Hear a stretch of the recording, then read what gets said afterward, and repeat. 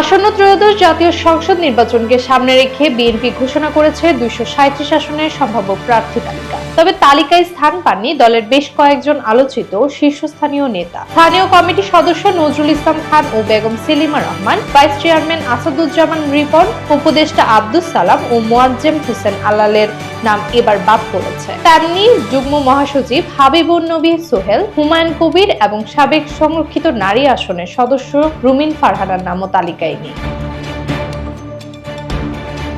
দলীয় সিদ্ধান্ত অনুযায়ী জিয়া পরিবার ছাড়া অন্য কোনো পরিবার থেকে একজনের বেশি প্রার্থী করা হয়নি। ফলে বাদ পড়েছে স্থানীয় কমিটির সদস্য সালাউদ্দিন আহমেদের স্ত্রী হাসিনা আহমেদ, মির্জা আব্বাসের স্ত্রী আফরোজা আব্বাস এবং সাবেক এমপি রুমানা মাহমুদ। বিশ্লেষকরা বলছেন, বিএনপি এবার নতুন প্রজন্ম ও তৃণমূল নেতাদের অগ্রাধিকার দিতে চাইছে। তবে আলোচিত নেতাদের বাদ পড়া দলীয় রাজনীতিতে নতুন সমীকরণ তৈরি করতে পারে।